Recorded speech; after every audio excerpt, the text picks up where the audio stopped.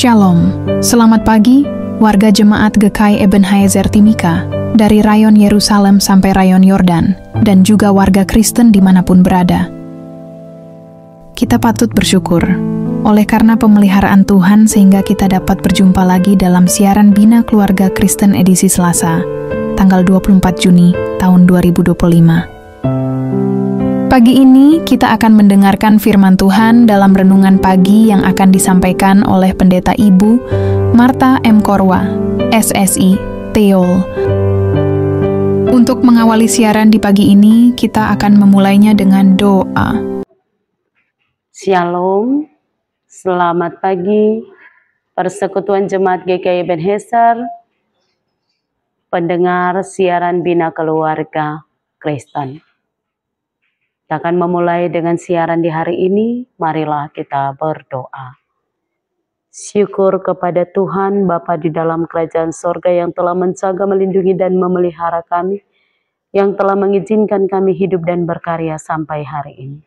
Kami mengucap syukur kepada Tuhan, kami hendak membaca dan merenungkan firman Tuhan, kami memohon hikmat daripadamu ya Aba ya Bapa, dengan pemberitaan firman Tuhan Ulangan pasal 12 ayat 4 hingga ayat yang ke-6, menolong dan memampukan kami memahami satu tempat ibadah yang diizinkan oleh Tuhan. Terpujilah Tuhan Yesus Kristus kini dan selama-lamanya.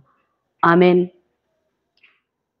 Pembacaan kebenaran firman Tuhan, Ulangan pasal 12 ayat 4 hingga ayat yang ke-6. Firman Tuhan. Satu tempat ibadah.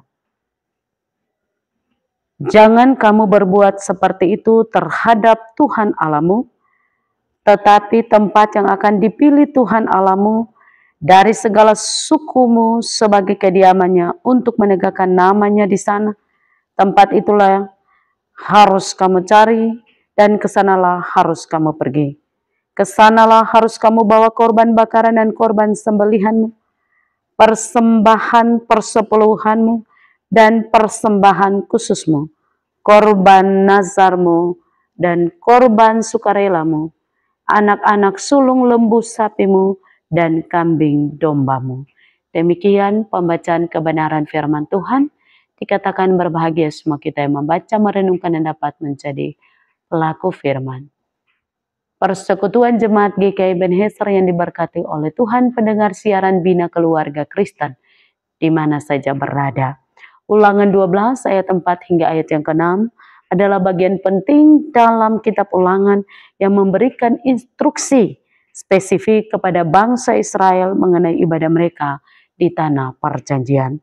Sebab itu, mari kita melihat arti dari Ulangan 2 ayat 4 hingga ayat yang ke-6. Secara khusus ayat 4, jangan kamu berbuat seperti itu terhadap Tuhan Allahmu. Ayat ini merujuk pada praktek penyembahan berhala dan tempat-tempat ibadah kafir yang harus dimusnahkan oleh bangsa Israel ketika mereka memasuki tanah Kanaan.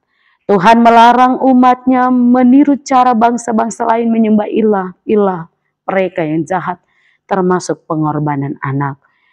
Tetapi tempat yang akan dipilih Tuhan Allahmu dari segala sukumu sebagai kediamannya, untuk menegakkan namanya di sana.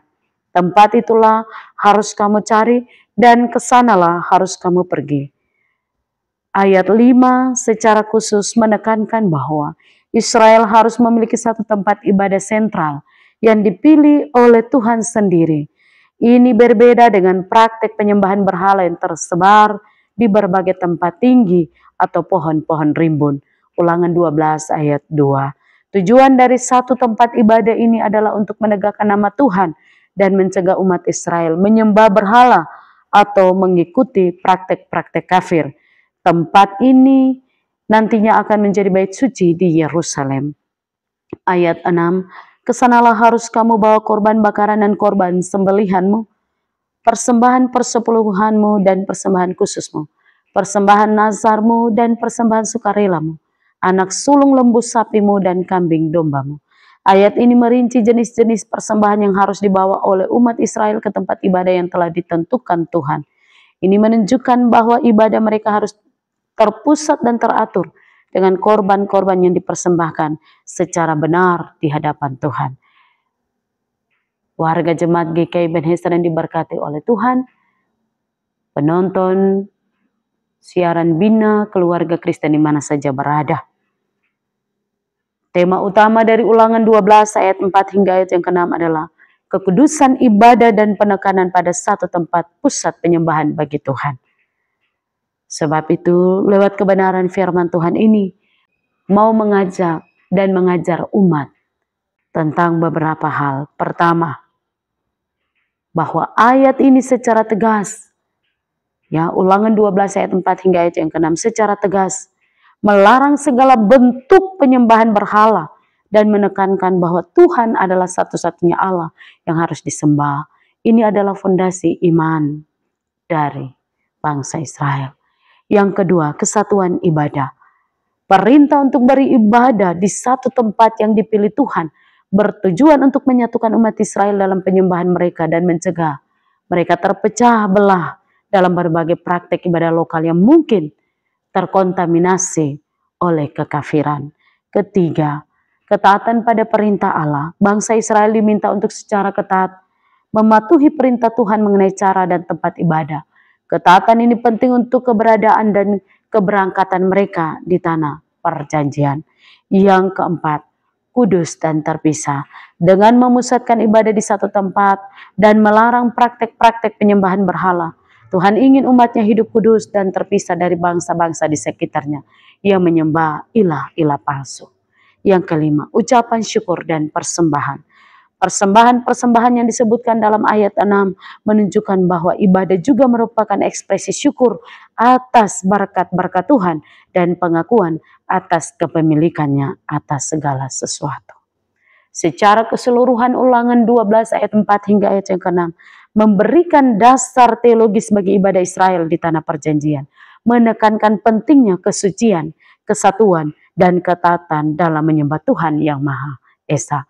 Dan apa makna kebenaran firman Tuhan ini bagi kita sekalian, warga GKI di tanah Papua, secara khusus jemaat GKI Ebenezer Timika.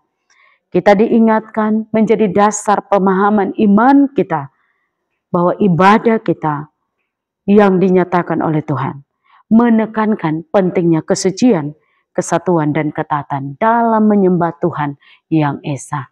Kita tahu bahwa tema khusus untuk bulan Juni bagi GKI di tanah Papua ialah mandiri dalam penyembahan, menyembah Tuhan dalam roh dan kebenaran, serta mandiri dalam memberikan persembahan seluruh totalitas hidup dalam ketaatan, kesucian, dan juga kesatuan. Ketaatan dalam melakukan apa yang Tuhan kehendaki. Kesucian artinya menguduskan diri. Tidak terikat dengan berhala-berhala. Sesuatu yang dunia tawarkan dan kita membanggakan lebih dari kuasa Tuhan. Itu harus diputuskan. Sehingga ibadah kita berkenan di hadapan Tuhan. Dan kita benar-benar menyembah Tuhan dalam roh dan kebenaran. Roh Kudus meneguhkan iman percaya kita. Terpujilah Tuhan. Mari kita berdoa.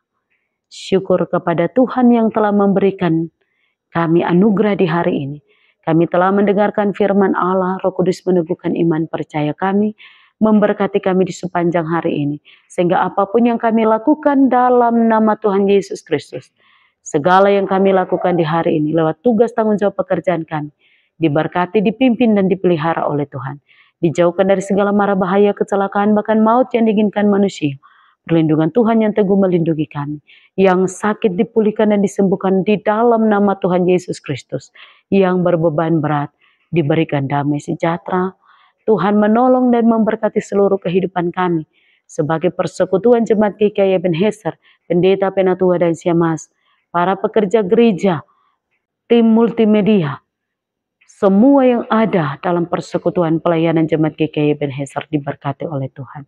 Bahkan pendengar, penonton siaran Bina Keluarga Kristen, kiranya mereka juga diteguhkan iman percaya mereka. Kiranya mereka juga tetap taat dan setia dalam persekutuan bersama dengan Tuhan. Sehingga dalam setiap ibadah mereka berkenan menyatakan kasih dan kemurahan Tuhan. Terima kasih Tuhan.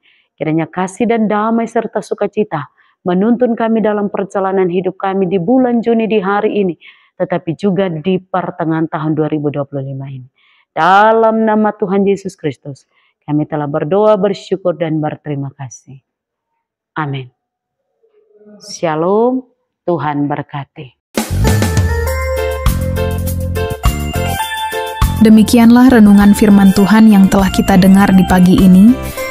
Kiranya Tuhan Yesus Kristus akan menyempurnakan firman-Nya bagi kita dan memberikan kita kekuatan dan menyertai kita dalam aktivitas dan kerja kita di hari ini.